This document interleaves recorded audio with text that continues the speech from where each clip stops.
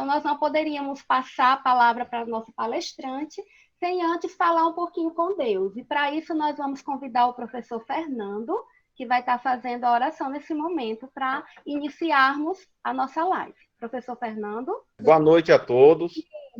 Desde já eu quero agradecer a Deus, por esta oportunidade, que Ele está nos concedendo de estar participando desta capacitação.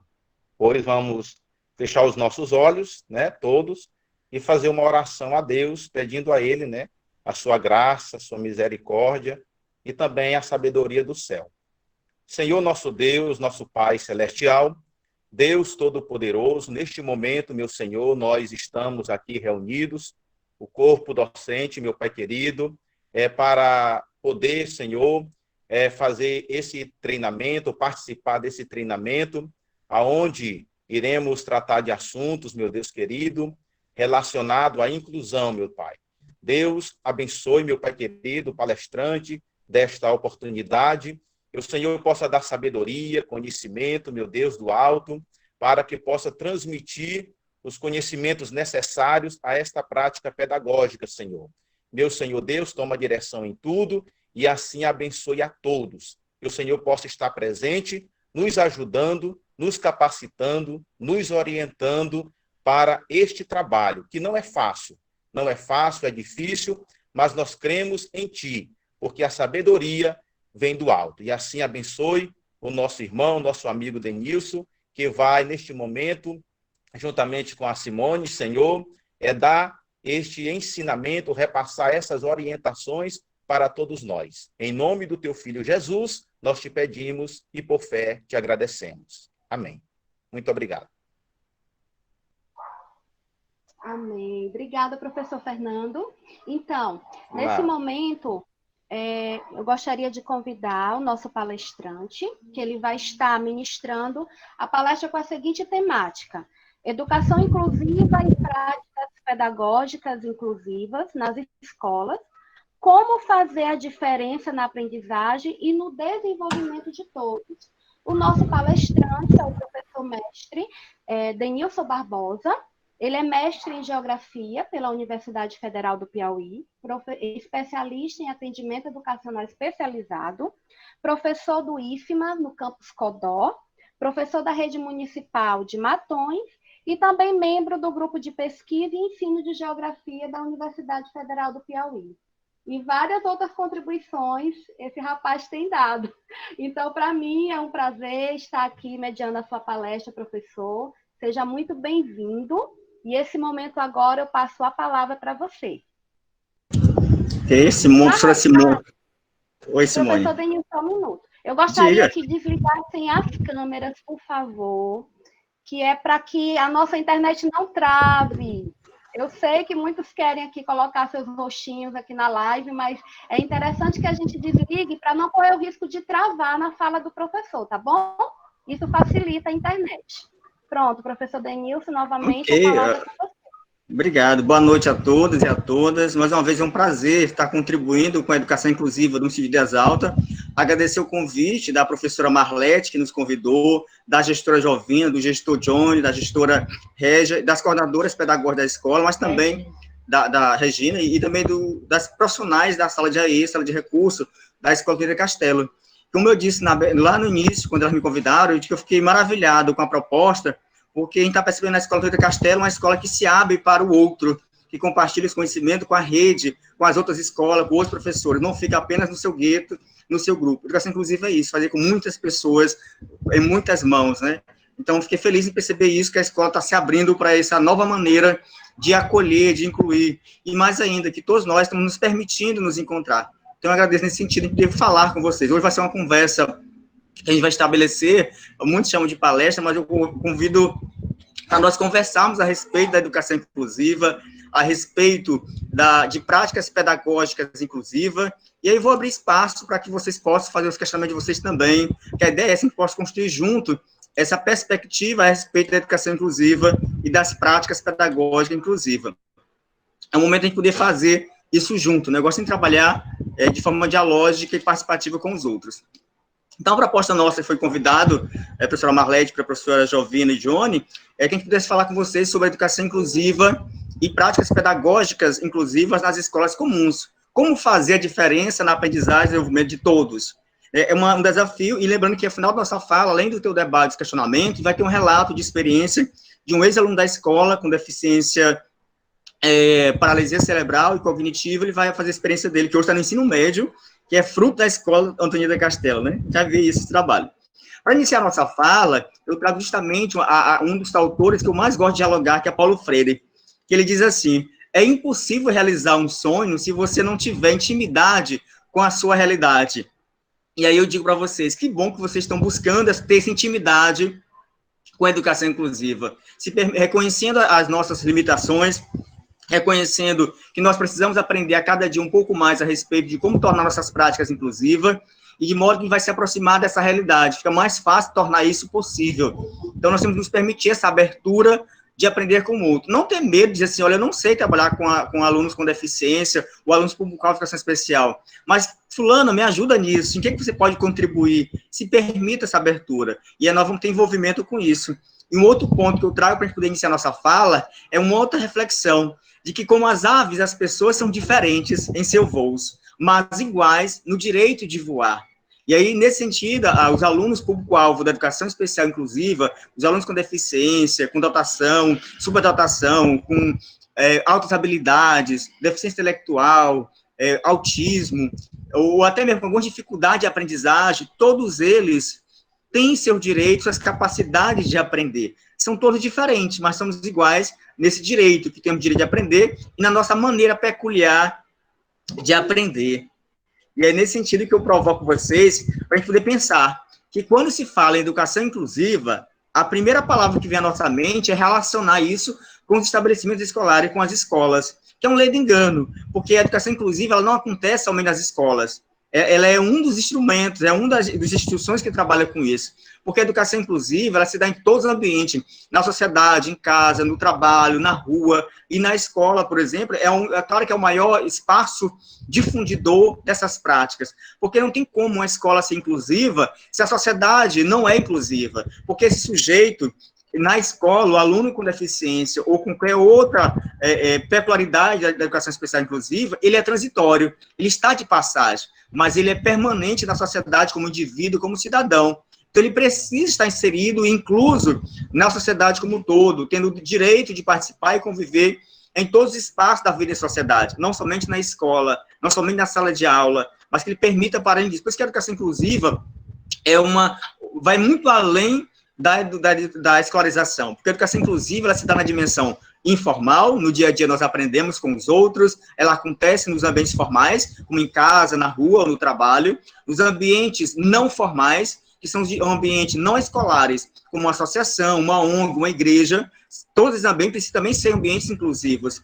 E na dimensão formal, que é a escola, a universidade, o instituto de educação, todos eles são ambientes formais. Então, ou seja, em todos os ambientes da sociedade, da vida em sociedade, ele precisa ser inclusivo. E ser inclusivo, pessoal, não é porque eu tenho ou não tenho nenhuma pessoa com deficiência para ser atendida. Nós temos que nos tornar espaços inclusivos, independente disso. É para permitir o acesso a todos. E quando eu penso na educação inclusiva, para poder chegar nas práticas pedagógicas, nós temos que pensar que ela não se dá apenas voltada para as pessoas com deficiência, é para todas as pessoas. Quando nós pensamos em educação inclusiva, estamos pensando em todas, é no branco, é no negro, é no baixo, é no gordo, é no alto, em todo tipo de pessoa, no católico, é no evangélico, na pessoa de matriz africana, todas essas pessoas têm o direito de ser inclusas na sociedade. Então, é a diversidade, essa pura diversidade. E aí, nesse sentido, eu trago essa imagem, esse infográfico, para poder a gente pensar de que a relação da deficiência com o ciclo da invisibilidade. Infelizmente, na sociedade como um todo, as pessoas com deficiência tornam-se invisíveis, são invisibilizadas. E nas escolas, muitas das práticas pedagógicas contribuem para a manutenção dessa invisibilidade. Nós temos já algumas práticas caminhando para a superação dessa visibilidade. Como é que acontece essa implicação disso na sociedade? Da seguinte forma, essa pessoa ela não consegue sair de casa, logo não são vistas, porque, historicamente, elas foram excluídas da sociedade marginalizada, a família acabava escondendo desse processo, por causa do medo, do preconceito de sofrer, e em razão disso também, como não são vistas na sociedade, elas acabam não sendo reconhecidas como membros da comunidade, portanto não faz parte, ela continua segregada. Como consequência disso, como elas não são membros da sociedade, da comunidade que elas vivem, a falta de acesso não é um problema. Por que não é problema? Porque não tem essa pessoa, ela não existe, ela é invisível para o olhar do poder público, para o olhar das pessoas. Como consequência disso, sem acesso aos serviços públicos, ao serviço privado, à educação, à saúde, a todos os bens e serviços, eles acabam também não serem incluídos nesse processo. Portanto, a sociedade ela não se torna inclusiva, consequentemente, há um sério problema para a efetivação da educação inclusiva em todos os ambientes, inclusive da escola. E, consequentemente, sem serem incluídas na sociedade, elas vão continuar invisíveis e são alvo de discriminação, do preconceito. E a gente vai perceber que essas barreiras sociais, atitudinais, é o que mais dificultam esse processo. Por isso, hoje, nós somos convidados, nós, a rever nossos conceitos, a ressignificar o nosso olhar, a ressignificar nossas práticas, porque precisamos aprender a ver, a enxergar e a acolher a pessoa humana e não a sua deficiência. Porque a gente sempre olha para a pessoa e não enxerga, a gente vê logo a deficiência e reduz ela àquela deficiência. O exemplo, eu olho para a pessoa que está numa situação de cadeira de roda, uma deficiência física em cadeira de roda, e aí eu digo, olha o cadeirante, e aí eu reduzo a pessoa ao objeto cadeira de roda, e ela é muito mais do que isso, porque a limitação dela é motora, é na questão física, mas os outros sentidos, os outros órgãos delas, tudo isso funciona e funciona bem. E no nosso caso da escola, já trabalhar com a questão cognitiva, a questão motora, né, que vai funcionar. Por isso, acabam reduzindo a pessoa, a deficiência visível aos nossos olhos. Nós precisamos realmente fazer isso. Olha para esta imagem. A gente olha, então, para essa pessoa em cadeira de roda, ou a pessoa com deficiência física, e a gente diz, olha o cadeirante, como se ele fosse um objeto, reduz a pessoa a esse objeto. Uma outra imagem que a sociedade constrói, essa aqui é a criança na escola. Olha só, ela está fazendo parte da vida escolar, ela participa, ela vivencia, ela é capaz. A deficiência dela aqui é a cerebral, mas ela continua tendo as capacidades dela de aprender, como todos nós. Nessa outra imagem, percebe, nós temos duas crianças, uma com deficiência e a outra não, mas elas estão juntas, olha o carinho que a outra acolhe. Por quê? Porque as crianças não têm preconceito, não discrimina, não tem resistência. As atitudes preconceituosas, discriminatórias, são de nós adultos. Então, se a gente conseguir se permitir aprender com a criança, é mais fácil. E na escola, quando algum aluno tem resistência com o outro colega com deficiência, não é por ele só, é porque ele aprendeu em casa, ou na família, ou em algum grupo que ensinou ele a ter esse medo. Deficiência não é contagiosa, as pessoas não passam umas para os outros. E é bom lembrar que algumas pessoas com deficiência, elas são temporárias, elas poderão voltar a não ter deficiência. Outras são permanentes, sim, mas tem algumas deficiências que elas são temporárias. Uma outra imagem que eu trago, olha aí como as crianças juntam na escola. Duas crianças sem e uma com, mas junto as três crianças, uma ajudando a outra, partilha, constrói. É nesse sentido da atitude de acolhimento, de permitir, de ver a pessoa humana por trás da sua deficiência.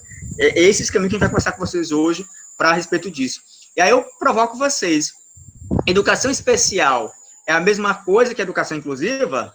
Né? Eu provoco vocês, eu queria que alguém ligasse o microfone e me desse essa resposta. Lembrando que não se preocupe, não tem uma resposta definitiva. O que vocês pensam a respeito disso? Educação especial é a mesma coisa que a educação inclusiva? E estou provocando vocês porque a temática é educação inclusiva e prática pedagógica inclusiva. Então, eu preciso chegar nesse ponto com vocês. Quem poderia participar conosco? Agora sim, pode ligar o microfone, pode ligar a câmera, essa pessoa que vai contribuir conosco e me dizer se educação especial é sinônimo de educação inclusiva. É a mesma coisa. Quem fala para mim? Agora vocês podem ligar a câmera, uma pessoa pode ligar a câmera e o microfone. Não fique tímido. A gente pode participar da escola Antônio Castelo, das outras escolas, da escola Elisângela. Oi. Eu tive um probleminha bem aqui no áudio do meu celular, eu acho que eu vou trocar bem aqui de celular, viu? Perfeito. Enquanto isso, uma vez participante fala. Perfeito. E quem fala pra gente? Vamos lá, professores, professoras, agente de inclusão, cuidadoras, pessoal da sala de AE, os professores das salas comuns. E aí, a mesma coisa, educação inclusiva, a mesma coisa, educação especial? É pra vocês falar, pessoal, estão mudos, vamos lá, participem. Muitos colocaram aqui no chat repete que não. Que educação Pois é, mas eu especial não é a visualizo, mesma coisa Simone. que Diga para ele, como eu estou educação compartilhando esse slide, eu não visualizo, eu preciso que eles falem. Então, Né? vamos lá. Começar a dialogar com o Dialogar. professor Lembra que eu fiz uma conversa? Eu não vou tratar com vocês uma palestra, eu quero conversar com vocês. É Isso. uma Então, conversa, é um agora diálogo. está liberado os microfones É, uma pessoa. para conversar. Como alguém não quer falar ainda, eu vou introduzir, porque o teu tempo está correndo, né? E não, a resposta é não, pessoal. Por quê? Porque a educação especial é uma modalidade de ensino transversal, ela permeia a educação infantil, o ensino fundamental, o ensino médio. Ela é uma modalidade de ensino.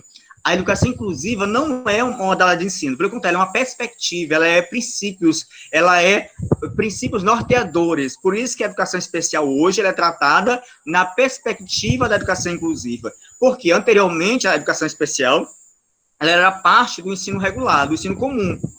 Existiam as classes especiais, as escolas especiais, né, que segregavam as pessoas. Hoje, a educação especial está sendo ofertada na própria escola regular, nas salas comuns, mas na perspectiva da educação inclusiva. Portanto, naquela sala, todos os alunos são alunos da educação inclusiva e aqueles com algum tipo de deficiência, ou com transtornos, ou altas habilidades, superdotação, ou com dificuldade de aprendizagem, eles são alunos público-alvo da educação especial, que são atendidos na perspectiva da educação inclusiva para que todos possam participar. E aí vai acontecer o quê? Eu não vou estar apenas o aluno, por exemplo, o aluno surdo com o intérprete, mas esse aluno surdo, ele deve participar com todos da vida daquela sala de aula, da escola, que aí não é inclusão se ele não participar, porque ele vai ser restrito somente ao aluno e ao intérprete, ele não está incluso. Ele vai precisar viver o cotidiano da escola, interagir. O professor de língua portuguesa envolve ele em todas as atividades da disciplina, envolvendo as crianças, os alunos. Olha só por quê. E aí eu trago a imagem para mostrar para vocês que a inclusão ela acontece se aprende com as diferenças e não com as igualdades. Já dizia Paulo Freire.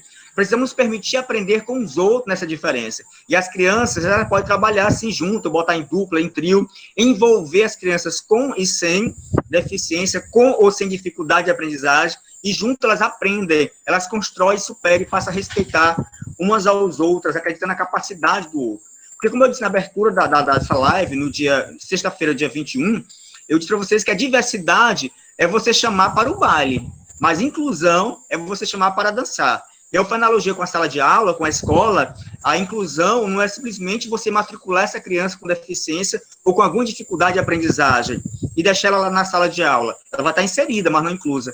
É você permitir, enquanto escola, enquanto profissional da escola, que ela interaja, que ela se envolva, que ela viva o cotidiano da escola, da sala de aula, que ela participe com seus pares das atividades, respeitando, claro, o tempo e o ritmo de aprendizagem dela, as suas limitações, mas potencializando as suas outras capacidades que ela tem. E aí a gente pode concluir, então, nessa pequena fala, que a inclusão não é só convidar para a festa, é também convidar para dançar e dançar todos juntos, ou seja, participar dessa construção do conhecimento juntos, cada um respeitando as suas diferenças, as suas limitações e aprendendo junto, buscando o professor, compreender como é que esse aluno ele aprende e buscando adequar a sua prática, as suas estratégias, às necessidades desse aluno, dessa diversidade de sujeito que ele aprende, não é homogêneo, é heterogêneo.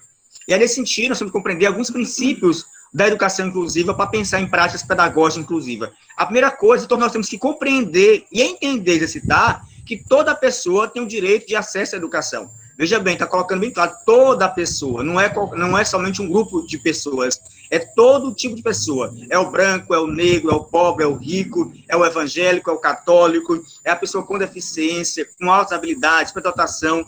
Todas as pessoas têm direito à educação e à escolarização. Por quê? Porque o segundo princípio é colocar para nós que toda pessoa aprende. Todos nós somos capazes de aprender. O que nos difere é que cada um tem seu ritmo e seu tempo de aprendizagem. É preciso que todos nós da escola, que queremos tornar uma escola inclusiva, temos aberto para isso, para buscar conhecer quem são nossos alunos, como é que eles aprendem, e deixar aquela maneira nossa já enraizada em nós, que nós queremos ensinar do nosso jeito. Eu já aprendi dessa forma de ensinar, então eu vou ensinar todo mundo da minha maneira, e não é isso. Eu tenho que me permitir aprender como é que o sujeito, que eu estou responsável na sala de aula, eles constroem seu conhecimento, eles aprendem. E a partir daí, eu vou ensiná-los da maneira que eles aprendem, que eles conseguem aprender, que é mais fácil para eles, não da maneira que eu quero que eles se aprendam. O terceiro princípio o processo de aprendizagem de cada pessoa é singular. É singular porque é único, cada um tem sua maneira de aprender, de construir aquilo que os seus processos cognitivos que são mobilizados, cada um tem sua maneira. Eu tenho que aprender, enquanto professor, enquanto coordenador pedagógico, enquanto gestor, enquanto professor da sala de AE, sala de recurso, agente de inclusão, está aberto a isso, para que juntos possamos saber. Aí eu fecho minha fala nesse tópico aqui, dizendo que o professor Lanucci, na sexta-feira, falou assim, o aluno com deficiência, com educação inclusiva, ele é aluno do professor da disciplina específica. Sim, mas ele é aluno da escola, ele é aluno de todos nós. Por quê? Porque os outros profissionais da escola, os outros sujeitos, irão contribuir para que esse professor de língua portuguesa, de matemática, de história e geografia, possa ter as condições mínimas necessárias para garantir o direito de aprender de todos. Por exemplo, se eu tenho um aluno com déficit intelectual, o professor da sala de AE, nos seus atendimentos, vai pensar em estratégias, recursos, para poder facilitar, para ele superar essa dificuldade. Ao superar essa dificuldade dele, adquirir as habilidades necessárias, quando ele for para a sala comum comigo no contraturno, ele vai ter mais facilidade. Digamos que a dificuldade é na motora, na motricidade. O AE trabalha em cima disso, me orienta, ele chama o professor, é melhor você trabalhar dessa forma com esse aluno, essa é a melhor estratégia que ele aprende. Então, a função do AE, sala de recursos, é fazer a formação continuada com os professores da sala comum, orientando eles como organizar seu planejamento, pensar nas estratégias, nos recursos, são parceiros, e não essa competição de que o aluno não é meu, o aluno é teu. E esquecemos essa relação de quem é o aluno e entendemos que o aluno é nosso, é da escola, de todos nós. Então, todo mundo está imbuído de contribuir com esse trabalho. Claro, o processo de escolarização é do professor da sala comum, mas o processo de garantir o direito de aprender com qualidade esse sujeito é de todos nós, porque o papel da escola é garantir o direito de aprendizagem de todos, e não de um grupo de alunos. O quarto princípio é o convívio no ambiente escolar comum beneficia a todos. Por isso que a educação especial, ela passou desde 2008, com a Política Nacional de Educação Especial, na perspectiva de educação inclusiva, e com a LBI de 2015, que é a Lei de Inclusão, e aí possibilitou que as escolas, todas as escolas caminhassem para tornar-se inclusiva, porque o convívio de todo mundo junto na escola beneficia a todos, todo mundo aprende. Todas as pessoas juntas, a gente consegue aprender nesse compartilhamento. E o último princípio da educação inclusiva é que a educação inclusiva é de respeito a todos, e a todas, e todes. Quando a gente coloca o todes, é porque é questão de gênero, né, que envolve todo mundo. E aí todo mundo tem que estar envolvido nesse contexto, seja enquanto profissional, seja enquanto aluno, mas garantindo o direito de aprender enquanto processo de escolarização, mas também de ser incluso na sociedade como um todo. Feito isso, eu trago uma orientação para vocês, em Tecnocomunicação, esse livro, que é da Rosimar, da Sandra e da Ana, Simone e da Cláudia, que elas organizaram muito bem para orientar o trabalho na sala de recurso multifuncional, na sala de AE, na perspectiva de orientar o trabalho pedagógico do professor da sala comum, nesse sentido, que ela orienta como elaborar o plano de desenvolvimento individual, o plano pedagógico especializado, e aí nessa fala, a gente traz a fala dela, que ela diz assim, ser professor é trabalhar com uma infinidade de potencialidades e possibilidade da existência humana. Ora, a nossa sala de aula é heterogênea. Essa diferença de sujeito é que vai enriquecer essas potencialidades. Eu não vou trabalhar apenas com um grupo de 5 alunos que, para mim, eles aprendem facilmente. E os outros? Essas potencialidades, eu vou otimizá-las e pensar nessas possibilidades, não dificuldades, de fazer que todos os alunos aprendam. Que tal eu permitir que os alunos, colaborativamente, constroem esse conhecimento? Eu vou orientando, e eles trabalham em parceria, um ajudando o outro, né, superando essas dificuldades.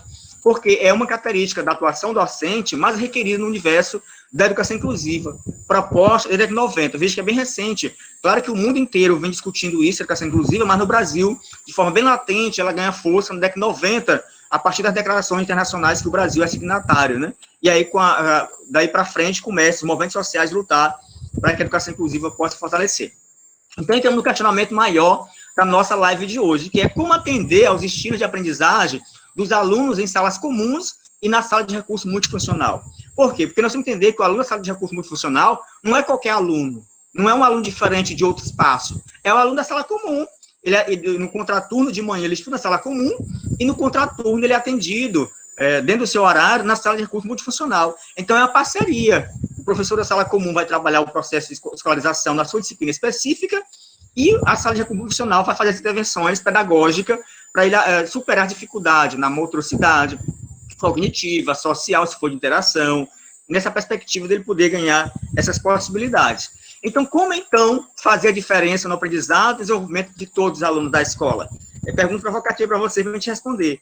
Então, o foco primeiro, e aí eu parabenizo a escola de vocês, do Castelo e todas as escolas que estão passando conosco, que o foco é não estacionar no já pensado e proposto. Olha, diretora pedagógica, eu já fui formado assim, eu já sei como trabalhar, não preciso disso, então eu vou trabalhar do meu jeito, porque já é isso que eu aprendi. Não tem essa postura. Pelo contrário, se permita não estacionar, não se acomodar, se permita que essa situação nova. No ano passado, Marlete, eu trabalhei na sala do 6º ano A, eu não tinha nenhum aluno, mas esse ano a Marlete, com quadro pedagógico, me lotou na sala do 7º ano B, e lá eu encontrei alunos com deficiência. Eu não quero, eu vou ter uma resistência, vou mudar de sala, faço uma confusão.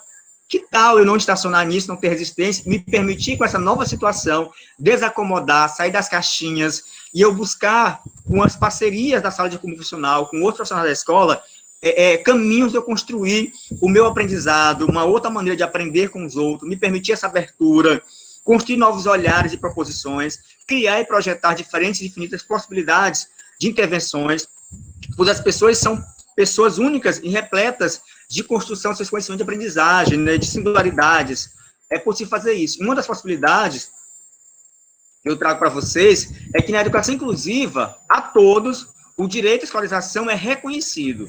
Todos têm direito à escola e a aprender com qualidade. Porque na educação inclusiva, a todos, o direito à aprendizagem é reconhecido, pois todos são capazes de aprender. E aprender, e aí é bom lembrar, que aprendizagem é essa? Porque o que mais atrapalha a educação inclusiva, com práticas pedagógicas inclusivas, é que o professor ainda está enraizado e dizer assim, olha, ele está no 6º ano, ele chegou do 5º ano sem saber os saberes necessários, as competências do 6º ano. É melhor voltar esse aluno. A pergunta não é essa. Que saberes ele já sabe? Que competência e habilidade ele sabe? Para depois daí eu pensar naquilo que ele precisa aprender, otimizando o que ele já sabe. Por exemplo, se eu tenho um aluno no 6º ano e a dificuldade dele é segurar a caneta, é segurar o lápis, porque ele tem dificuldade na coordenação motora, o aprendizado dele não é aprender português, matemática, geografia e história. A primeira aprendizagem dele aí é trabalhar a coordenação motora dele. E aí eu vou pensar num recurso que vai colocar no lápis dele para ficar mais volumoso, para que ele tenha resistência de segurar o lápis, que ele possa saber fazer a coordenação motora, ele fazer o círculo, ele não fazia, dele fazer o contorno da letra. Se ele fez isso, isso é um aprendizado. Você tem que ressignificar o que é aprender. Não é somente aquilo que eu queria que ele aprendesse, mas o que ele está aprendendo nas aulas, dentro das condições que ele tem, porque é diferente. Por isso que é importante o gestor das escolas fazer o cadastro no censo escolar dos alunos, porque o MEC vai conhecer isso, o censo escolar vai estar informando isso, para poder atender esses alunos. Então, em vez de querer que os alunos, público-alvo da educação especial inclusiva, assim como os demais alunos da tua sala de aula, aprendam da maneira que são ensinados, que você ensina, que você quer ensinar, precisamos buscar saber como é que os alunos aprendem, que estratégia eles se envolvem, que processos cognitivos eles estão mobilizando esse processo de conhecimento. Por quê? Porque, gente, existem diferentes estilos de aprendizagem. O estilo cognitivo, por exemplo, ele reflete o modo como a pessoa pensa. Como é que o João, ele pensa? Como é que a Maria, ela pensa essa problemática aqui de matemática, esse problema de língua portuguesa, de geografia? Como é que ele enxerga isso? E a partir disso, que eu vou passar a conhecer como é que ele mobiliza as questões cognitivas para poder pensar a respeito do objeto, para construir o conhecimento, eu vou pensar nas estratégias, que é a segunda etapa, que as estratégias de aprendizagem são os processos utilizados para responder às demandas de uma situação de aprendizagem. O professor propõe isso, observa como é que esse aluno ele aprende, quais são as estratégias que ele mobiliza para fazer isso, né? Tem que estar atento a isso, está aberto. Aí o caderno de registro. Quem quer trabalhar prática pedagógica inclusiva, um outro ponto é ter um caderno de registro, de observação, anotando esses aspectos que dificultam o aprendizado do aluno A e os aspectos que favorecem o aprendizado desse aluno A, para que você, ao planejar suas aulas, fazer as devidas diversificação para atender a necessidade desse aluno. E aí, nessa mesma pergunta, a gente vem com a outra perspectiva, que a aprendizagem diferenciada é outra alternativa. Qual é a perspectiva? A aprendizagem diferenciada, ela tem os mesmos objetivos, mas estratégias diferentes. Então, para aquele aluno, para aquela turma, o objetivo é o mesmo, mas a maneira que eu vou trabalhar para que ele atinja essa competência, habilidade, é que é diferente, a estratégia que é diversificada. Eu tenho que pensar na maneira que ele aprende. Ele é muito mais um aluno que é visual, ele aprende olhando, então eu penso em estratégias visuais para ele. Ele é sinestésico, ele é psicomotor, ele gosta de movimento, ele gosta de pegar nas coisas, ele é concreto, Então, pensar em objetos concretos e manipular. Ele gosta mais de ouvir, ele é auditivo, né? E eu pensar nisso. Ou ele é audiovisual, ele aprende ouvindo e visualizando. Então, por isso que o objetivo é o mesmo, de aprendizagem, mas a maneira que eu vou fazer para que ele consiga atingir essa competência e habilidade é diferente. Igual essa imagem aqui, a proposta, né? Estamos aí a árvore tentando pegar os frutos, esse aqui utilizou uma escada, e esse outro aqui está tentando se projetar o corpo para chegar, para me alcançar. E aí esse professor está observando que ele tem dificuldade. O que eu poderia pensar para ajudar na diferenciada, para também ele conseguir atingir esse fruto? No nosso caso, é o conhecimento e a aprendizagem. São estratégias diferentes, para pessoas diferentes, que pensam diferente o processo cognitivo, que aprende diferente. E aí a aprendizagem individualizada, ela tem outra característica. Ela tem os mesmos objetivos, velocidades e necessidade para o indivíduo ou grupo. Não, e aí eu tenho que pensar nisso, por isso é bom conhecer esse grupo de alunos. E a terceira é a aprendizagem personalizada. Nesse caso aqui, os estudantes se envolvem nos objetivos que se adaptam às suas preferências e interesses. Por isso que é importante eu pensar e conhecer quem são meus alunos, como é que eles aprendem, quais são as atividades que eles mais se envolvem. Daí eu faço um planejamento de atividades personalizada, para atender aquele perfil daquele grupo de alunos. Daí eu, professor Orlando, colocou no encontro passado, é uma diversidade. Eu não estou apenas flexibilizando ou fazendo adaptação, eu estou indo além, eu estou diversificando para atender a especificidade desse público. Porque ele é especial, então ele vai ter atenção especial, não é isso. A educação especial inclusiva não é porque ele é especial porque ele é do outro mundo. O especial aí é que ele vai ter uma atenção diferenciada, específica, para atender aquela necessidade dele. É nesse sentido. E é isso, nós concluímos que todos aprendem os caminhos e os tempos de aprendizagem que são diferentes. Eu estou só reforçando o que eu disse anteriormente, para poder a gente não esquecer disso, para que a gente não queira homogeneizar, ou seja, tornar homogêneo igual a maneira de eu ensinar e a maneira de aprender, mas compreender que os sujeitos são diferentes, portanto, aprendem diferente. Então, eu trago a fala de Carvalho, que ela diz o seguinte, nós temos que esquecer a ideia de que o aluno não aprendeu. Isso não existe, porque a não aprendizagem não existe. Porque se partimos do pressuposto de que toda pessoa aprende e tem direito à educação, e também nós acreditamos e compreendemos que a deficiência ela é uma parte do modelo social, portanto, ela é uma construção social, somos nós que construímos a concepção de deficiência, e somos nós que reduzimos as pessoas a essa deficiência como incapazes, a gente pode desconstruir isso e pensar que por trás dessa deficiência, na frente dele, dentro dela, existe o quê? Existem pessoas com singularidades, com capacidade, com emoções, que pensam, que aprendem, que constroem. Né? Portanto, havemos de reconhecer que a origem do problema não está na pessoa com deficiência, ou na deficiência que ela apresenta, ou nas características intelectuais do estudante, mas o problema está nas estratégias para incluí-lo. Quais são as estratégias que eu estou utilizando para incluir? Ou eu estou incluindo e excluindo no mesmo processo? Né? Nesse sentido, eu estou fazendo por ele, não é para fazer por ele, é buscar a autonomia desse sujeito. Um outro ponto, que eu reforço minha fala, com base em Sarah Paim, que já em 89, a Sarah Paim já colocava para nós, que não existe o aluno que não aprende. Todo aluno aprende. Pode ser que ele não está aprendendo, que você, professor, está se sentindo frustrado, que ele não está aprendendo aquilo que você gostaria que ele aprendesse. Mas se você passar a fazer um diagnóstico e ficar mais atento, observando o que ele está aprendendo, você vai perceber que ele está aprendendo muita coisa. Mas muita coisa dentro da limitação dele, dentro da necessidade dele e aquilo que está se permitindo a ele. Se você passar como é que ele aprende, você vai potencializando isso, vai ampliando esse processo de aprendizagem dele, porque ele não aprendeu mais do jeito dele, porque o professor talvez não se permitiu conhecer a maneira dele aprender. E aí é mais fácil eu homogeneizar, ou seja, trabalhar tudo igual para todo mundo. Se aprendeu ou não aprendeu, o problema não é meu, não tem esse discurso, vamos desconstruir esse discurso. Pelo contrário, o problema é seu sim, porque nossa função em sala de aula é garantir que todos os alunos aprendem, não somente um grupo de alunos, mas que todos possam aprender, não igual, mas todos irão aprender. Portanto, Carvalho, 2014, ela diz para a gente que a noção de não aprendizagem deve ser entendida como um processo diferente de aprender, e não o seu oposto. Portanto, todos os sujeitos eles aprendem, porque a aprendizagem é ao longo da vida. E a aprendizagem, ela é inerente ao sujeito. Todos os sujeitos são capazes de aprender. Cabe ao professor intencionalizar, orientar pedagogicamente esse processo e buscar estratégias que atendam às necessidades específicas daquele aluno que eu estou trabalhando. Por quê? Porque são inúmeras as cenas de aprendizagem. pois esta não é exclusiva da escola, como estabelecimento de ensino. E é aqui que reside um dos princípios maiores da educação inclusiva, que a educação inclusiva ela se dá em todos os espaços, em todos os ambientes, na escola, na família, em casa, na rua, no trabalho, na igreja, porque o sujeito está envolvido nesses lugares. E esses lugares precisam ser inclusivos, precisa ser ambientes que favorecem a construção do conhecimento. E aí, para fechar minha fala, para que eu possa abrir espaço para dialogar com vocês, para a gente poder conversar, eu trago algumas conversas para a gente poder pensar sobre isso. Que, diferentemente do que muitos imaginam, para experimentar um modelo de escola inclusiva, não basta oferecer na escola Pedro Castelo, por exemplo, o intérprete de Libra para o aluno surdo, não basta ofertar o material concreto para o aluno com deficiência intelectual, não basta a escola ofertar a máquina Braille para o aluno com deficiência visual, também não basta um computador para o aluno com paralisia cerebral, ou adaptado com a colmeia para o aluno com visual.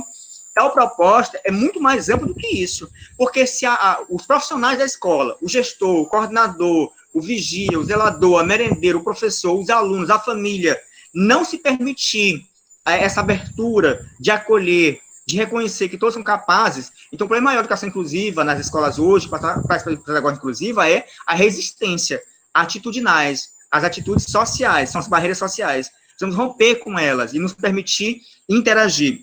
Lá em Açailândia, por exemplo, nós temos a prática professora em que ela envolve os alunos. Por exemplo, ela pega o aluno que tem o transtorno do aspecto autista, e aí a professora da sala recurso, prepara o recurso com ela, e ela aplica esse recurso na sala comum, juntamente com o aluno. O aluno A, ele tem o transtorno do aspecto autista, na mesma mesa ela junta o que não tem. E os dois em dupla trabalho, um ajudando o outro para interagir, porque senão ficaria segregado sempre o aluno com deficiência, com o cuidador ou agente de inclusão. Não é, a ideia na sala de aula que ele possa interagir, então ela envolvia isso, e via a alegria das crianças participando, a criança com o outro, ela tem a alegria de ajudar, de crescer. Teve um caso de uma paralisia cerebral e física, que os alunos foram, no dia do banho de mangueira, que é infantil, eles foram, pegaram ela, deram banho nela, ajudaram, e veja que se envolve, ele não tem esse preconceito e resistência, a barreira é nossa.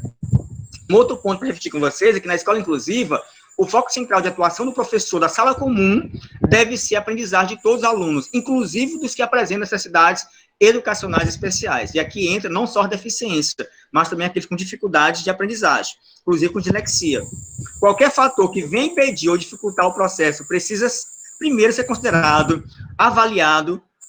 E como é que eu faço isso? Observando, registrando. E em seguida deve ser planejadas ações conjuntas para a elaboração de uma intervenção pedagógica. Conjunta por quê? Porque o aluno é da escola de todos nós. Então, eu vou juntar o professor da sala comum, com sala recurso, com o DAE, com o pedagógico, para juntos encontrarmos um caminho, a melhor estratégia de atender as necessidades específicas daquele aluno e de modo que eu possa interagir, fazer que a sala toda se envolva nesse processo.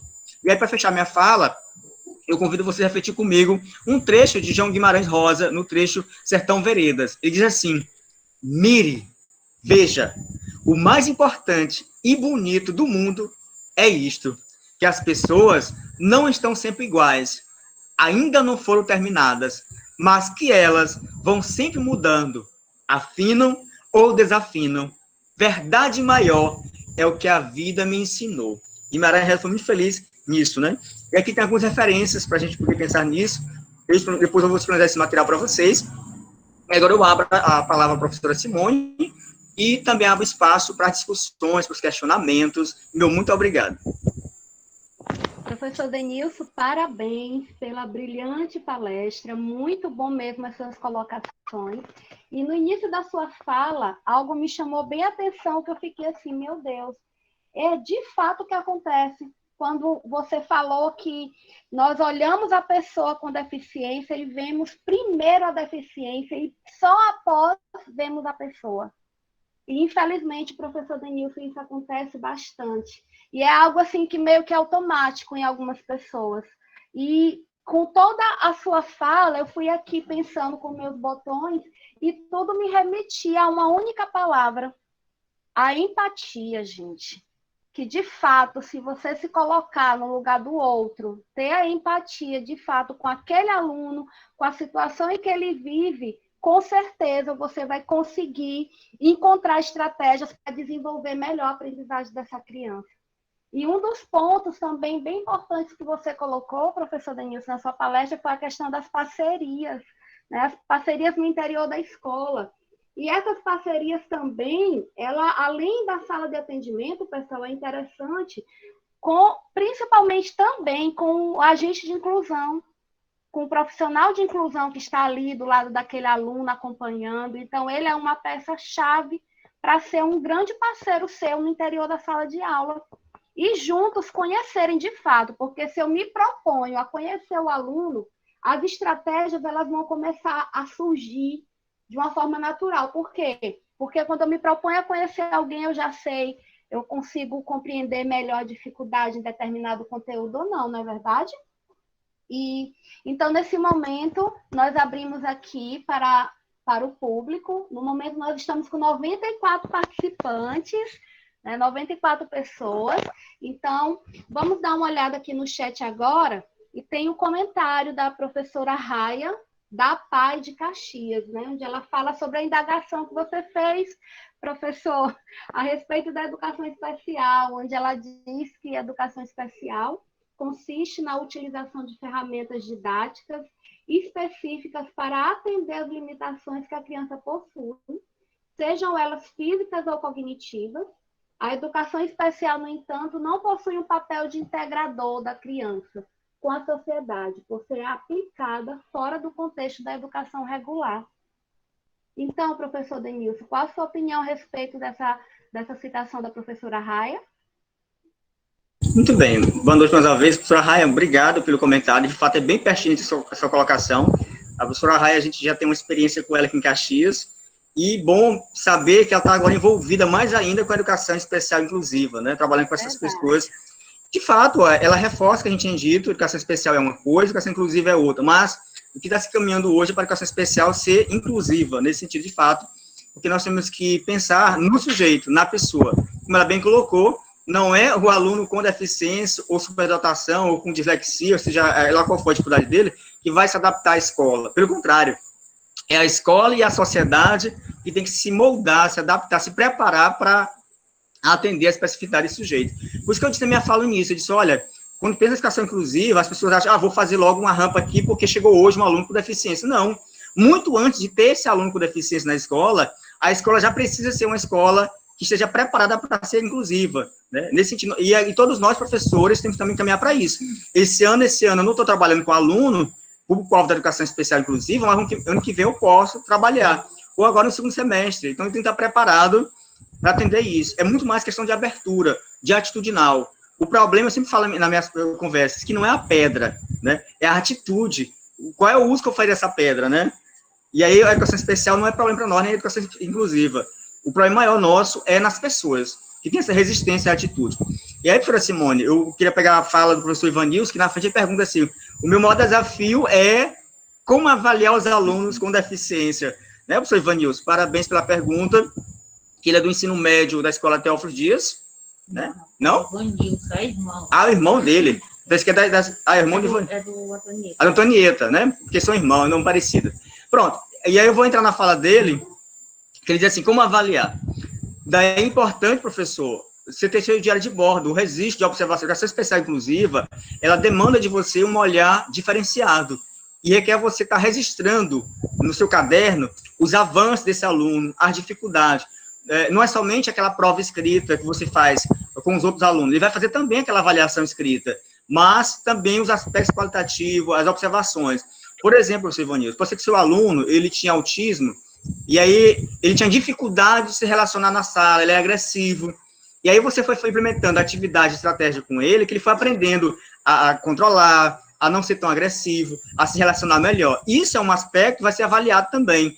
Por isso é importante que a escola, ela informe no censo escolar que tem esse aluno, porque o diário, quando for formatado o diário, ele vai ter uma aba específica com alguns aspectos para ser avaliado, são critérios avaliativos, observacionais, para ser avaliado esse aluno, porque não é somente a nota que vai ser avaliado ele.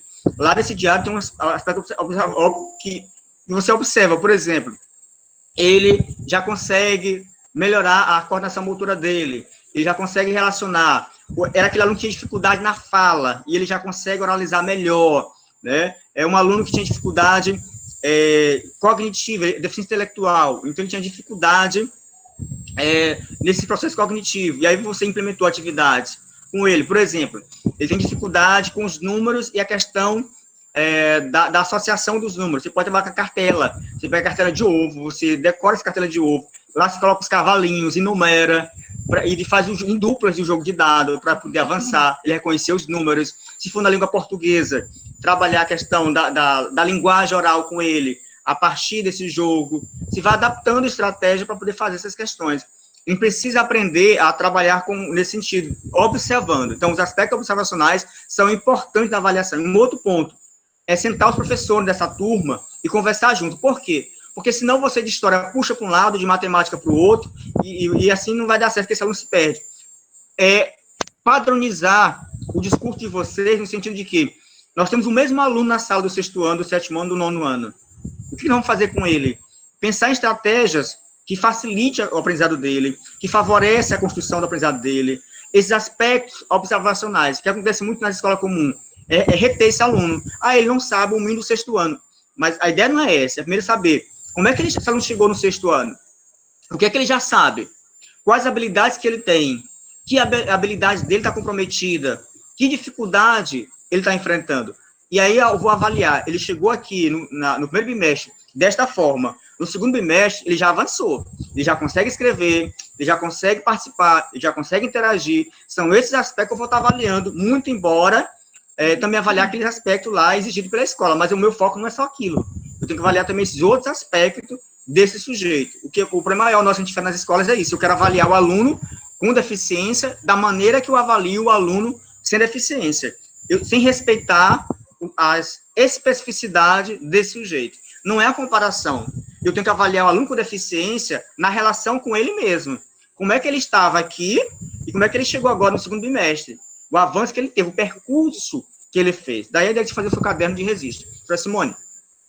Exatamente, professor. E interessante que quando você, na sua fala, que você mencionou a respeito de juntar os professores, né? Todos os professores que trabalham com aquele público, a equipe do atendimento é uma equipe primordial ali para participar dessa reunião, onde juntos vocês vão poder pensar em estratégias para melhorar o processo de aprendizagem dessa criança.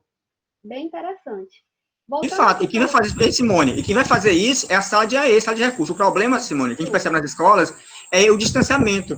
É como se fosse várias escolas dentro da escola maior. Não é competição, gente. A sala de recurso multifuncional e a sala de AE é dela que vai demandar todas as orientações pedagógicas e formativas.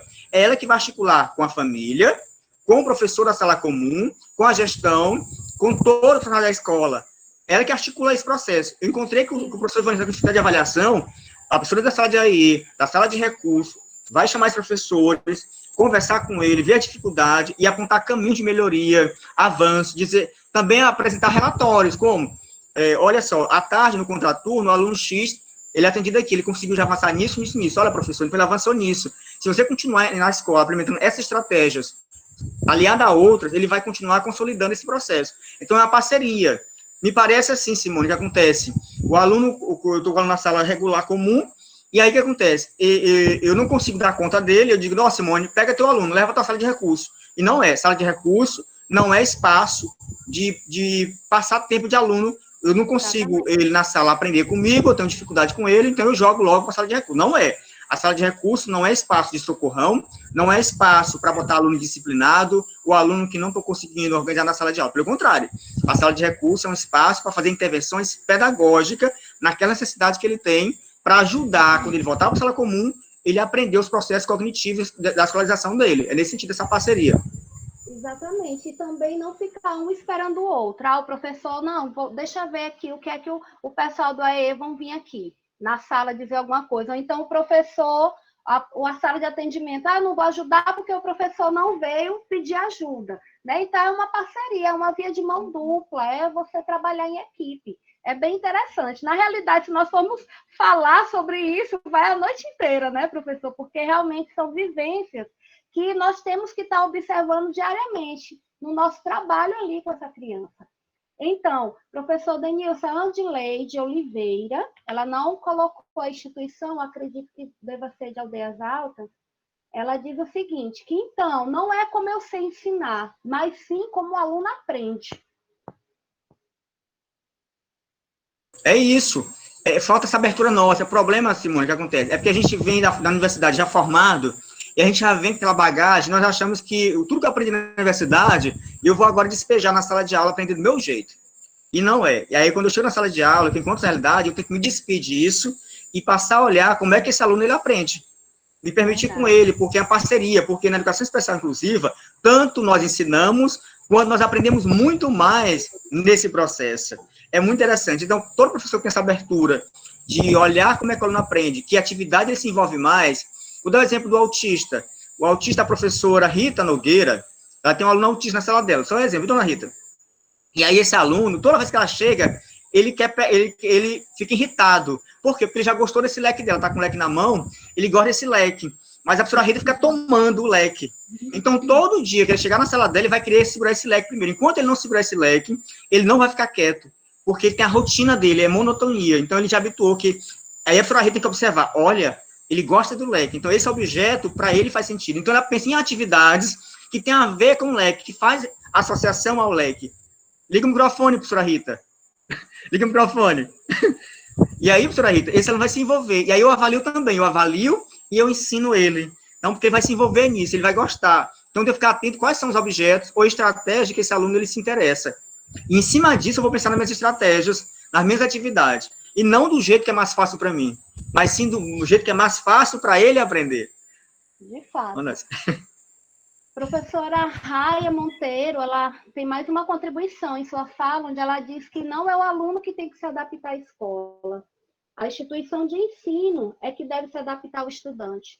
Trata-se da lógica da educação inclusiva. Nessa perspectiva, as novas estratégias devem ser criadas com o objetivo de promover a adaptabilidade da estrutura e das práticas educacionais, abarcando um público heterogêneo. Muito bem, isso, Raia, muito bom. É isso mesmo. E que bom que esses conhecimentos pudessem ser compartilhados nas escolas. O que acontece, professora Simone e demais, eu queria falar um desafio pedagógico para o DIAE. Busque saber nas suas escolas quem são os professores que conhecem a educação especial inclusiva, que já tem um trabalho desse, e permite um momento, um espaço de socialização. O que é que acontece? Os conhecimentos ficam guardados. Cria um espaço para compartilhar. Ou então a escola vizinha em frente à minha escola, tem um professor lá, uma professora que faz um trabalho belíssimo. Convida para compartilhar. Vamos deixar os egos de lado, gente. Nós temos que ter a humildade de partilhar experiências, saberes. O fato da escola Antônio de Castelo compartilhar com a escola Vidigal não diminui nada, pelo contrário, duas escolas se enriquecem nesse processo. Né? E a gente precisa permitir, vou dar exemplo aqui, a professora Regina da escola Vidigal é coordenadora pedagógica. Ela poderia criar esse momento da escola Vidigal, por exemplo, lá, e aí solicitar o professor, a professora que já tem algum domínio, que já tem uma experiência, para partilhar com seus pares, depois envolver a escola Antonieta, essas relações, vocês fazem parte da mesma rede, não é uma competição de escola, mas que juntas possam construir. E às vezes nós temos na própria escola recursos humanos, bom para isso, e a gente não conhece. E era bom a gente conhecer. Assim como eu tenho dificuldade de conhecer como é que meu aluno aprende, eu tenho dificuldade também de perceber os meus pares. Quem são meus pares? Qual é as facilidades que eles têm em trabalhar? E que tal a gente compartilhar junto? Isso chama-se formação na escola, a formação entre pares, a troca de experiência. E vocês vão aprender muito mais de vocês. E assim, olha, a professora Suzana, ela disse assim, olha, eu estava com dificuldade com esse aluno, que ele tinha síndrome de Down, mas aí eu fui observar isso, percebi que ele fazia isso, e aí eu fiz essa atividade X que deu certo. E ela compartilha com o outro. Não é que o outro professor vai fazer igual, mas o outro professor vai sair um insight nele, que ele fala, opa, eu poderia também fazer da outra forma. Abre outras possibilidades, outros horizontes quando vocês compartilham entre vocês. Então, por isso que eu parabenizo sempre vocês pela essa abertura da escola, de promover esse evento e de vocês estar se permitindo compartilhar. E que não fique aqui, após retornar, acabar as lives, que vocês reflitam a respeito, comecem a trocar figurinhas, trocar experiência. Verdade, professor. E essa troca de experiência enriquece o seu aprendizagem, o seu conhecimento, porque à medida que eu vou trocando experiências, eu tanto ensino quanto aprendo também. Bom, então vamos dar continuidade. A nossa gestora, Jovina Moura, ela diz o seguinte: a educação inclusiva é pensada por alguns professores como algo que é específico da educação especial. Ainda não compreenderam que o ensino inclusivo deve ser para todos os nossos alunos de uma escola. Dessa forma, como o professor poderia elaborar uma atividade diversificada de forma que atenda todos os alunos de uma sala de aula? Bem interessante essa pergunta. Perfeito. A resposta, professora Giovina, volta de novo para a observação. Primeiro, qual é o nosso problema maior? A gente foca na dificuldade do aluno. E que tal eu focar na potencialidade primeiro? Eu vou ver o que ele é capaz de aprender. Por quê? Porque o aluno já tem essa dificuldade. E aí eu, primeiro focando na potencialidade, e aí ele vai conseguir fazer atividade, ele vai se sentir mais estimulado. E aí eu passo a trabalhar aquela dificuldade dele, pensar em atividades para atender aquela dificuldade. Vou dar um exemplo para vocês de um aluno do 4º ano, que a gente trabalhou no supervisor da escola, e ele no dia veio a avaliação, e a avaliação para fazer a avaliação do IDEB 2017. O que aconteceu? Ele disse, supervisor, amanhã eu não venho para a escola. Ele disse, por quê? Ele tinha transtorno do espectro autista. Tinha não, tem. E ele disse, porque eu não posso fazer essa prova, eu sou autista. Ele disse, pode, e vai fazer. Você vai fazer sua prova como sempre se fez todos os dias. Você também é capaz. Ele disse, você é capaz. Você vai fazer essa prova. Olha para si, para o teu olhar, para si mesmo, não para o outro, porque ele estava sempre se comparando com os outros. E por causa das piadinhas que na turma tinha, né? E aí ele tinha a agente de inclusão com eles, né?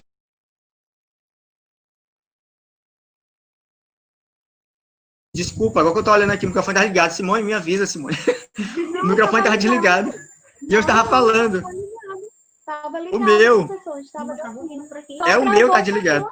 Estava de ouvir. Estava ligado o seu. Tá do outro. É o meu. Ah, tá. Então eu tenho que deixar ligado aqui, desculpa. Agora que eu vi aqui, me está desligado. Então, gente, veja isso. Então ele fez isso e se permitiu fazer. Então, falta a gente pensar nas potencialidades do sujeito. Nós estamos muito atrelados a usar a escola, a nossa sala de aula, como um muro de lamentações. Só o que não funciona, só o que não presta, a dificuldade. Vamos pensar naquilo que dá certo primeiro, nas potencialidades. O que esse aluno tem de bom? Vamos evidenciar nesse aluno primeiro, para que ele conheça o que ele tem de bom, o que ele sabe fazer, né? Porque ele perceber que ele também é capaz.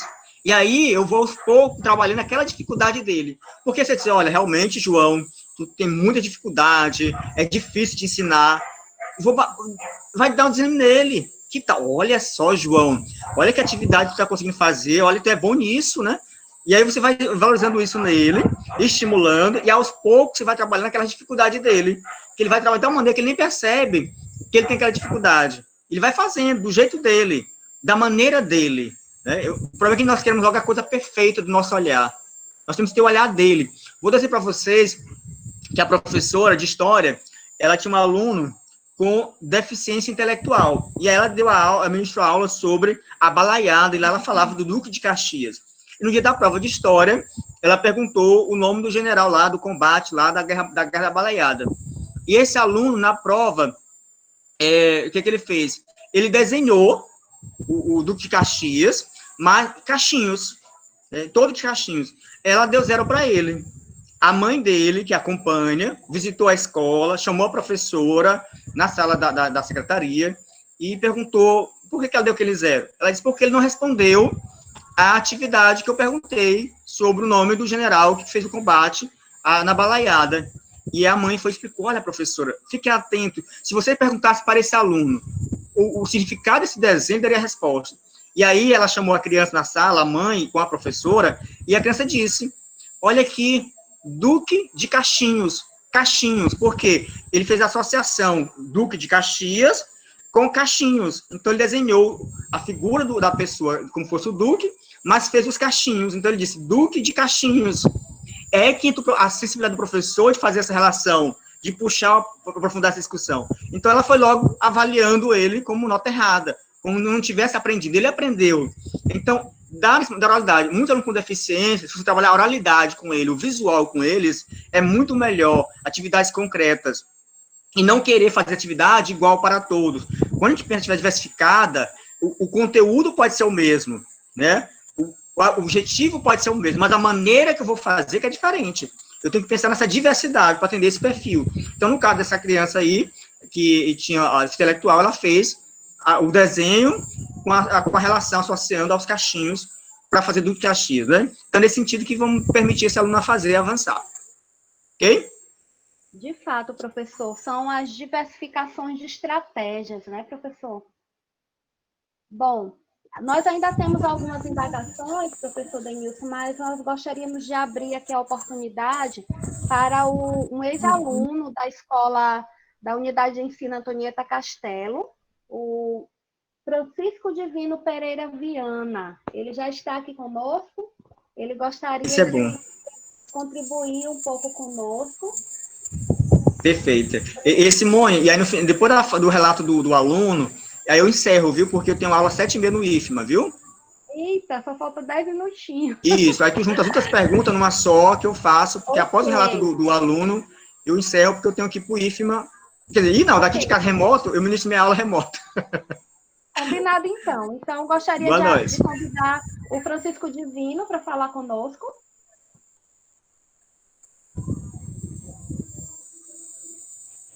Pronto. Se não tem, o Neto pode... Tá aqui, né? Tá. É o Zé Frisa? Isso. Pronto, vamos ouvi-lo. Sim. Boa noite, eu sou o Francisco Divino, eu estudei na Antonieta desde o 6º ano, e lá eu gostei bastante de lá. Ela é uma escola que me ajudou muito. O AET também. Ela é o zelador, o diretor, professor, tudo gostava de mim, eu gostava dele, ele lá era bom, é isso. Muito bem, Francisco. Gente. Parabéns pela sua fala. E esses depoimentos nos emocionam, né? Da gente ver como você foi bem recebido ali na escola, né? Então, você está de parabéns em saber que você se sentiu bem, se sentiu acolhido. Parabéns, viu, Francisco? Pronto. Simone, é isso que... Francisco, é isso, Francisco. Isso não tem preço. Olha o valor que a Escola Antonieta Castelo fez na formação do Francisco. Agora está no ensino médio. Isso tem aprendizado, tem formação. Então, nós temos que avaliar ele nesse perfil dele, não na relação com o outro. Se a gente continuar avaliando e ensinando na comparação com os demais, a gente vai sempre penalizar e excluir os alunos. Prática pedagógica inclusiva, que compara, é prática pedagógica que inclui excluindo. Nós temos que permitir a inclusão, incluindo mesmo, de fato. Sempre o sujeito no sujeito, ou seja, eu tenho que ensiná-lo na sua necessidade, na sua dignidade de pessoa humana, na sua necessidade de aprendizagem, conhecendo o que ele precisa aprender, e valorizar e ensiná-lo da maneira que ele aprende. Então, isso que o Francisco coloca na sua fala é a demonstração do aprendizado. Se alguém disser isso, que isso não é aprendizado, é bom rever seus conceitos, porque aí tem aprendizado. Pode ser o aprendizado que não seja o que você gostaria que tivesse naquele momento, mas tem muito aprendizado. E ele vai conseguir avançar no ensino médio e vai conseguir o ensino superior, porque ele tem outro ponto a favor nele, a família. A família é outro fator que contribui. Quando a família acolhe, a mãe ajuda, o pai ajuda nesse processo, porque a inclusão, gente, ela começa em casa. Não tem como pensar na inclusão na escola e nem na sociedade. Para que a sociedade seja inclusiva, a escola seja inclusiva, a inclusão precisa começar primeiro em casa. Então, se a família é aberta, não tem preconceito, não esconde, mas valoriza as potencialidades desse aluno e ajuda ele a superar a dificuldade dele, ele tem grande chance da escola se dar bem, desenvolver, e na sociedade como um todo também, com essa autonomia. Então, parabéns à mãe, parabéns ao pai e ao Francisco por se permitir. E a escola Antonieta Castelo, pela sua equipe de trabalho que fez, né? E também as outras escolas que trabalharam, porque ele não foi somente em Castelo, ele passou por outras escolas, né? Então, é um trabalho coletivo, né? Parabéns, e que possamos ter outros Franciscos que façam depois relato para a gente nesse sentido, gente. A gente vai perceber como vale a pena. Por que eu fiz questão de decidir ter esse relato? Porque, gente, eu escuto muito nas minhas formações, nas viagens que eu faço, dizer assim, gente, educação especial inclusiva é perda de tempo, é desperdício de recurso, é muita gente para nada.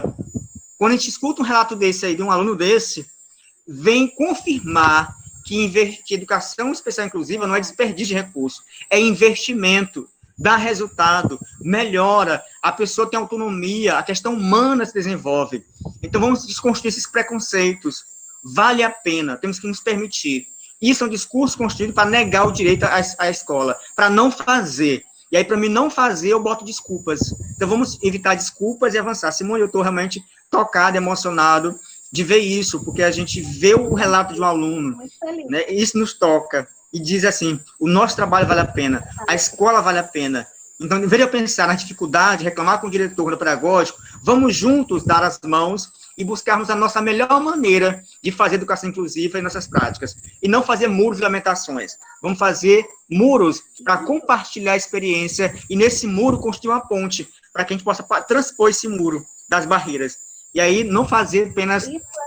Hein, Simone, para fechar? Em vez de eu pensar em construir rampas de acesso, piso tátil, que eu possa primeiro construir as rampas de acesso e os pisos táteis sociais, atitudinais, que é aquilo que está em nós, para que a gente possa nos ligar uns aos outros e acolher melhores alunos e ajudar. Então, acho que para além da questão física, nós temos que construir as pontes, as acessibilidades sociais e atitudinais. E aí sim teremos práticas pedagógicas inclusivas. Muito obrigado. Verdade, professor Denilson. Isso aí é ver a pessoa além da sua deficiência. Né? E realmente a Escola Antonieta Castelo, com o depoimento do Francisco, mostrou isso de uma forma belíssima. Agora, professor Denilson, você me deu uma tarefa bem difícil, que foi juntar essas três colaborações aqui, da Natália Regina e do Johnny, uma só. Né? Não sei se vai dar tempo, mas, assim, eles falaram um pouco sobre a questão do cuidador, né? Que muitas vezes o cuidador não está preparado para estar ali nessa função. Também, isso foi a Natália, né? Como fazer? Estou resumindo, tá, Natália, seu questionamento. A Regina, você já respondeu, que ela falou a respeito justamente desse apoio da família. E o Johnny falou sobre algo bem pertinente, que é a questão das atividades extracurriculares, para ajudar no desenvolvimento do aluno. Perfeito, então, perfeito. Como o seu horário está avançado, faz um resumo rapidinho. Perfeito, Márcia. Eu queria agradecer também as outras, a Rosa colocou, a Valéria colocou. É isso, olha, quando a gente pensou nesse relato, para eu fechar minha fala lá, é isso, porque nós estamos habituados, nós professores da sala comum, da sala de AE, os intérpretes, que todos eles, a gente fala pelos alunos com deficiência. E nós temos que romper com isso, nós temos que deixar que esses alunos falem. Na escola, permita esses relatos, para que os outros alunos também vejam isso. Eles vão perceber que eles irão crescer, eles vão sentir, eles vão se tocar, ver esse crescimento. Então, dê voz ao sujeito com deficiência mesmo, o aluno. Ele também fala, porque geralmente eu chego lá numa mesa da sala de aula, e aí eu sou coordenador da escola, o gestor ou um aluno, eu falo com a intérprete. O aluno, ele é surdo, mas ele também fala. Eu posso me direcionar para ele, e a intérprete faz essa sinalização. Se for um aluno de deficiência visual, eu posso falar com ele, ele escuta, ele não enxerga, mas ele escuta. Eu posso falar com ele, geralmente eu me direciono ao professor de braille, ou alguém que acompanha ele, que é o cuidador ou agente de inclusão. E a gente acaba visibilizando, a gente pode olhar para essas pessoas. De fato, Johnny, com relação às atividades curriculares agora remota, é o nosso maior desafio. Por quê? Porque, infelizmente, nem todas as famílias é como a mãe do Francisco, que se permite conhecer, estudar a respeito, para ajudar.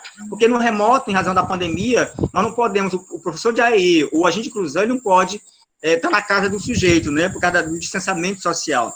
Seria muito bom que a casa tivesse a mãe ou o pai que acompanhasse, que tivesse conhecimento a respeito da educação especial inclusiva, que são minorias. Nós temos, por isso que é importante a sala de recurso funcional. E aí, Johnny, abriu um espaço para nós. Qual foi? A sala de recurso funcional cumpriu o seu papel, que um deles é fazer a formação, as reuniões formativas com as famílias. Depois da pandemia, chamar essas famílias, trabalhar esse processo formativo, de orientar como é que ela pode acompanhar o filho em casa, que estratégia ele está avançando, porque esse momento também formativo é uma das funções da sala de recurso multifuncional, em orientar as famílias com esse trabalho. E aí, nesse momento difícil, a gente fazer isso. O que poderia ser feito era atividades remotas, virtuais, um dia, por exemplo, com a família. Você poderia reunir com um encontro pelo Google Meet, e aí o professor cuidador de inclusão orientar a mãe ou o pai de como aplicar essa atividade, porque, infelizmente, não tem como estar na casa nesse momento. O intérprete não tem como ir lá. E algumas famílias do surdo têm resistência com a Libras. Eles preferem ainda usar os gestos que eles criaram, né, que alguns não fazem parte da comunidade surda, que é um outro desafio. Né? E seria muito bom que os surdos, todos eles, tivessem acesso a Libras e a família também, assim como as outras deficiências. Né? E no mais, eu queria agradecer a vocês. Eu me coloco à disposição, vou estar participando ao longo das outras lives, mas porque agora realmente eu vou ter aula mesmo, vou ministrar aula, orientação de TCC pelo IFMO, porque a gente está trabalhando remoto. Diferente da escola pública, municipal, estadual, a gente tem aula mesmo ao vivo aqui, igual estou com vocês aqui, com eles, né, a gente nesse momento. Mas agradecer a todos vocês, professor, 91 professores estão conosco, por se permitir, pelas colocações, eu li o chat de vocês, é isso mesmo, que esse discurso de vocês também seja um discurso de prática, que a gente possa afinar o nosso discurso, né, no sentido de que o meu discurso, as minhas leituras, aquilo que eu falo, ele possa ser materializado na minha prática, nas minhas atitudes. Educação inclusiva, ela se faz com atitudes, ela se faz com ações, ela se faz com mudança de comportamento. Então, que vocês possam, todos nós, possamos mudar nossa postura diante de olhar o aluno com deficiência, de olhar dificuldade, mas pensar, otimizar as potencialidades. E se eu não sei, eu tenho que reconhecer que não sei. E buscar com meu colega de sala, do outra sala, ou da sala de aí, com a gestão, buscar parcerias, porque a educação inclusiva se faz com parcerias. A Soraya Viegas, aí, a nossa aluna do IFMA, está participando conosco, ela no TCC, vai falar disso, vai falar do aluno surdo. Ela propõe, Simone, a construção de um glossário de química para ensinar os conteúdos específicos de química em Libras. Né? A professora Catiuxa está conosco aqui, a Catiuxa, ela foi do mestrado comigo, e a Catiuxa trabalha com a cartografia tátil, para o aluno com deficiência visual. Como ensinar de maneira tátil. Então, a Catiuxa está conosco aqui também, é outra possibilidade, e eu sugiro que vocês acessem o site do Labitat. O Labitat é um site que orienta como construir recursos em alto relevo, tátil, maquete, todo tipo de recurso que favoreça o aluno com deficiência visual a aprender, né, em alto relevo, né, porque ele fala, ele enxerga pelas mãos, né, o aluno, enquanto a gente enxerga o nosso olhar aqui, nosso olho, o deficiente visual ele enxerga pelas mãos, pelo tato, né, então o Labitat é L-A-B, Anotei aqui. Isso, Labitat, muito riquíssimo, que é a cartografia tátil, e a Cartucha que é uma referência. E você pode marcar um encontro com ela para fazer uma oficina com a gente em ADAS Alta, muito interessante isso. Tá? E quando a senhora defendeu o DCC dela, a gente compartilha o glossário. Boa noite, Cartucha, ela aí. É nesse sentido, gente. Pronto, então, Simone, é com você, encerramento. Muito bem, então, mais uma vez, nós queremos agradecer a sua disponibilidade, professor Denilson, foi uma live muito enriquecedora, aprendemos bastante, eu sempre soube que não ia ser diferente, porque você tem muito a contribuir conosco ainda, então, obrigada, agradecer também pelo honroso convite de estar presente nessa live hoje na mediação, na pessoa da professora Marlete, muito obrigada, você sabe que hoje também estou sempre à sua disposição, a gestão da escola, obrigada também pelo convite e agradecer a nossa guerreira, intérprete, professora Margarete, dando show, como sempre. Parabéns, meu amor. E também queremos convidar todos para a nossa terceira live, que vai acontecer amanhã, às 19 horas, uma temática também bem enriquecedora, que é educação inclusiva entre o discurso posto pela legislação e as práticas desveladas nos ambientes escolares, com a nossa queridíssima professora mestranda Marlete Aguiar. Tá? Então, convidem a todos, chamem, porque conhecimento, de fato, nós temos que estar divulgando, né? Quero agradecer as pessoas que tiveram um tempinho aí para estar conosco nessa noite. Agora, aqueles que ficaram até o final da live, estamos ainda com 85 pessoas, e podem divulgar que amanhã nós temos mais encontros de conhecimento. Uma boa noite a todos. Fiquem todos com Deus, se cuidem. E amanhã queremos nos encontrar novamente aqui. Combinado, queremos pessoal? Queremos agradecer também sua contribuição. Está me ouvindo? Simone, queremos agradecer imensamente a sua participação, né? Que foi muito importante.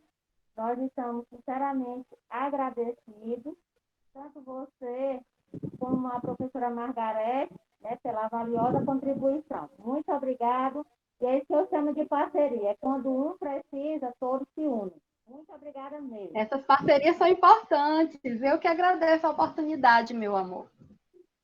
É isso, gente. Parceria. Essa é a palavra que a educação inclusiva. Boa noite. Obrigado a todos. Simone, foi excelente a sua mediação. Nosso professor, professora Eulada, Catiuxa, Kátia, a Marli, todo mundo aí, gente. Muito obrigado. Temos uma noite abençoada. E se encontrar amanhã na terceira live com a professora Marlete. Esse trabalho eu conheço, é muito bom. Vale a pena amanhã discutir isso com a professora Marlete. Abraço, pessoal. Valeu muito. Qualquer coisa de alta, é só chamar.